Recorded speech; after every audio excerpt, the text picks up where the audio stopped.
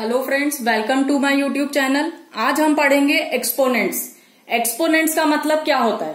अगर हम दूसरे वर्ड में बात करें तो हम एक्सपोनेंट्स को पावर भी बोलते हैं। एक्सपोनेंट्स का मतलब होता है किसी भी नंबर की पावर, उसको हम बोलते हैं एक्सपोनेंट्स। फॉर एग्जाम्पल, अगर हमारे पास क्वेश्चन है 2 की पावर 4, तो इसको हम बोलेंगे 2 टू द पावर 4। इसका मतलब होता है कि हमको 2 को 4 बार मल्टीप्लाई करना है। अगर मान लीजिए -5 की पावर 2, तो इसका मतलब है -5 इंटू -5। किसी भी नंबर की जितनी पावर होती है, यानी आपको उस नंबर को उतनी बार मल्टीप्लाई करना है, तो ये होता है एक्सपोनेंट्स। अब अगर मान लीजिए इसमें कुछ बेसिक चीजें हैं, जैसे मान लीजिए अगर कोई भी पावर, जो भी एक्सपोनेंट्स है वो आपको निगेटिव दिया हुआ है। फॉर एग्जाम्पल, अगर 3 की पावर -2 दी है, अगर 3 की पावर +2 होती तो हम 3 इंटू 3 कर लेते, लेकिन अगर पावर माइनस है तो इसका मतलब है कि अगर हम 3 का रेसिप्रोकल करके लिखें, 3 का रेसिप्रोकल क्या होगा? 1/3। तो अगर आपने उस नंबर को रेसिप्रोकल करके लिखा तो उसकी पावर का साइन चेंज हो जाएगा। जैसे अगर हम 3 की पावर -2 है, 3 को हमने रेसिप्रोकल करके 1/3 लिखा, तो जो उसकी पावर -2 थी वो +2 हो गई। अब अगर मान लीजिए जैसे यहाँ पर 2 की पावर 4 है, तो यहाँ पर पावर प्लस है, लेकिन अगर 2 की पावर -4 है, तो -4 का मतलब है कि 2 का रेसिप्रोकल करके हमको क्या लिखना है? 1/2। तो ये हो जाएगा 1/2 की पावर 4। जब भी हम किसी भी एक्सपोनेंट्स को सॉल्व करते हैं तो हमको हमेशा पावर प्लस में चाहिए होती है, क्योंकि अगर 2 की पावर 4 है तो आप इजीली 2 इंटू 2 इंटू 2 इंटू 2 उसको 4 टाइम्स मल्टीप्लाई कर सकते हैं। लेकिन अगर पावर माइनस है तो आप कैसे सॉल्व करेंगे? तो इसलिए जब भी आपको एक्सपोनेंट्स में पावर माइनस दिखेगी तो उसको हमको हमेशा उस नंबर को रेसिप्रोकल करना है, जिससे हम उसकी पावर को प्लस बना सकें। अब इस कंडीशन में 1/2 की पावर 4 हो गई, तो इसका मतलब है अब हम 1/2 को 4 बार मल्टीप्लाई करेंगे। तो इस तरीके से हम एक्सपोनेंट्स को सॉल्व करते हैं।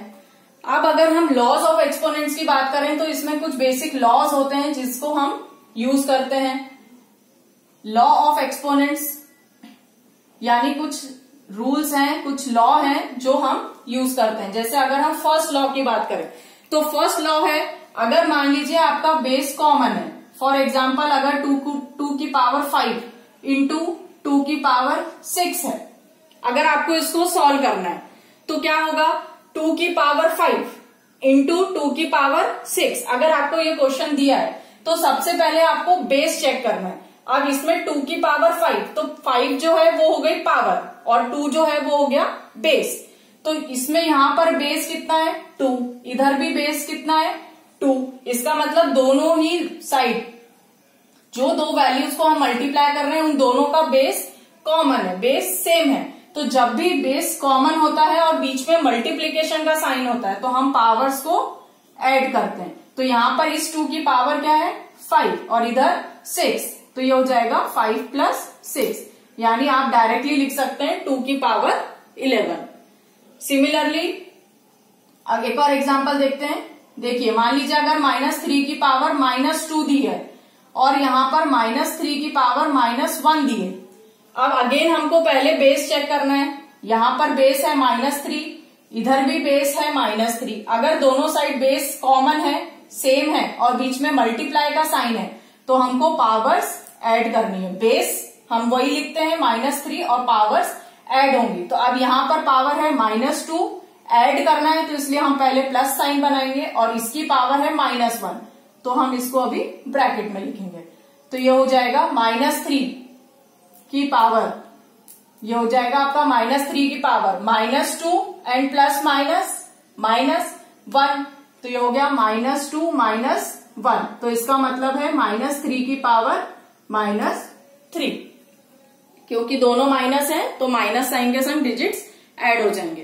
तो इस तरीके से पहला लॉ ये है कि अगर बेस कॉमन है और बीच में मल्टीप्लाई का साइन दिया है तो आपको हमेशा पावर्स को ऐड करना है। दूसरा, अगर मान लीजिए 2 की पावर 5 है और डिवाइडेड बाय 2 की पावर 6 है, हम सिमिलर क्वेश्चन देखते हैं। अगर यहां पर बेस कॉमन है लेकिन बीच में डिवीजन का साइन है, डिवाइड है, तो बेस वैसे ही रहेगा, पावर्स माइनस हो जाएंगी, तो यहाँ पर 2 की पावर -1 हो जाएगी। ये सेकेंड लॉ है। पहला लॉ हमने पढ़ा कि अगर बेस कॉमन है, बीच में मल्टीप्लाई है, तो हमको पावर्स को ऐड करना है। दूसरा लॉ, अगर मान लीजिए बेस कॉमन है और पावर्स बेस कॉमन है तो हमको पावर्स को माइनस करना है, तो 5 - 6 इज -1। ये हो गया दूसरा लॉ।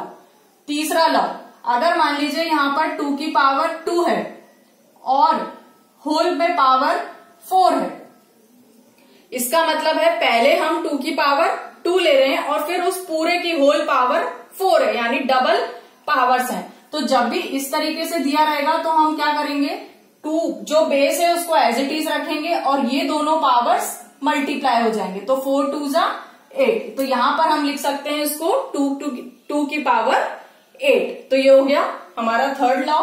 और फोर्थ लॉ है कि अगर मान लीजिए यहां पर लिखा हुआ है 2 की power x is equal to 2 की पावर 5, यानी अगेन हमारा बेस सेम है, दोनों साइड हमारा बेस कॉमन है, तो हम क्या, और बीच में कौन सा साइन है, इक्वल टू का। तो इस कंडीशन में आप क्या लिख सकते हो, अगर आपका बेस कॉमन है और बीच में इक्वल टू है, दैट मीन्स उनके पावर्स इक्वल होंगे, तो हम डायरेक्टली बेस हटा के लिख सकते हैं x = 5। यानी अगर आपका बेस कॉमन है और बीच में इक्वल टू है, तो यानी उनके पावर्स इक्वल है, तो हमको बेस की जरूरत ही नहीं, हम डायरेक्ट लिख सकते हैं x = 5। हम दोनों साइड उनकी पावर्स को इक्वल रख सकते हैं। तो ये कुछ बेसिक लॉ हैं एक्सपोनेंट्स के, जिसमें अगर आप लॉ एक्सपोनेंट्स चैप्टर पढ़ रहे हैं तो पहले आपको ये लॉ पता होना जरूरी है, अदरवाइज आप क्वेश्चंस को बहुत लेंथी ले जाएंगे और सॉल्व करने में बहुत टाइम लगेगा। और कई जगह पे हमको अगर लॉ नहीं पता है तो हम कई क्वेश्चंस ऐसे होते हैं जो सॉल्व नहीं कर सकते। तो पहला लॉ है कि अगर आपके बेस कॉमन है, बीच में मल्टीप्लाई है, तो आपको पावर्स को ऐड करना है। दूसरा लॉ, अगर आपका बेस कॉमन है तो आपको पावर्स को माइनस करना है अगर बीच में डिवीजन साइन है तो। थर्ड लॉ कि अगर 2 की पावर 2 है और देन होल पावर 4 है, यानी 2 पावर्स हैं, तो यानी हमको पावर्स को मल्टीप्लाई करना है। बेस सेम रहेगा, पावर्स मल्टीप्लाई हो जाएंगी, तो 4 2 जा 8। एंड फोर्थ लॉ इज कि अगर आपका बेस कॉमन है और बीच में इक्वल टू का साइन है तो उनकी पावर्स इक्वल होती हैं, तो x = 5 हो जाएगा। तो ये कुछ बेसिक लॉज हैं जो हम इसमें यूज करते हैं। अब इन्हीं का यूज करके एक क्वेश्चन देखते हैं जिसमें हम एक लॉ को यूज करेंगे एक्सपोनेंट के। मान लीजिए अगर हमको क्वेश्चन दिया हुआ है find the value of m, find m, हमको m की वैल्यू फाइंड आउट करनी है।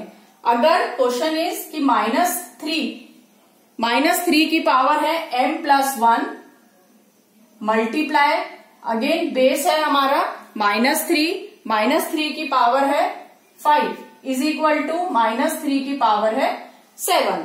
अब अगर मान लीजिए ये क्वेश्चन गिवन है, आपको यहाँ पर m की वैल्यू फाइंड आउट करनी है। अब देखिए सबसे पहला लॉ जो हमने पढ़ा था, तो हमको बेस चेक करना है। सबसे पहली कंडीशन, यहाँ पर बेस है -3, यहाँ पर भी बेस है -3, तो दोनों साइड अगर बेस सेम है और बीच में मल्टीप्लाई है तो इसका मतलब हमको पावर्स को ऐड करना है। तो सबसे पहले हम यहाँ पर लॉ 1 यूज कर रहे हैं, जो हमने अभी पढ़ा कि अगर बेस सेम है और बीच में मल्टीप्लाई है तो हम पावर्स को ऐड करते हैं। तो यहाँ पे पावर है m+1 और यहाँ पर +5 हो जाएगा, यानी ये दोनों पावर्स ऐड हो जाएंगी, +5 हो गया। ये इक्वल टू में ये अभी सिंगल है तो इसको हम एज इट इज छोड़ देंगे। फिर देखिए अब फोर्थ लॉ हमने क्या पढ़ा था कि अगर दोनों साइड बेस सेम है और बीच में इक्वल टू है तो इसका मतलब पावर्स इक्वल होती हैं। तो अब हम लॉ 4th अप्लाई करेंगे, जो अभी हमने देखा था कि अगर बेस कॉमन है और बीच में इक्वल टू का साइन है तो यानी उनकी पावर्स सेम होती हैं। तो यहाँ पर पावर्स है m+1 + 5 is equal to 7, direct हो जाएगा ये, क्योंकि बेस कॉमन है, बीच में इक्वल टू है, तो पावर्स इक्वल हो गए। अब हम इसको सॉल्व कर लेंगे। तो 1 + 5 इज 6, तो m+6 = 7, तो m की वैल्यू 7 - 6 यानी 1। तो यहां पर हमारी m की वैल्यू आ गई 1। तो इस तरीके से हम लॉस का यूज करके एक्सपोनेंट्स को सॉल्व कर सकते हैं। आपको 4 लॉ बेसिकली बहुत ज्यादा ध्यान रखने हैं, क्योंकि वो कई जगह पे यूज होते हैं जब भी हम एक्सपोनेंट्स को पढ़ते हैं। अगर आपको अच्छा लगे तो प्लीज चैनल को लाइक और सब्सक्राइब करना ना भूलें।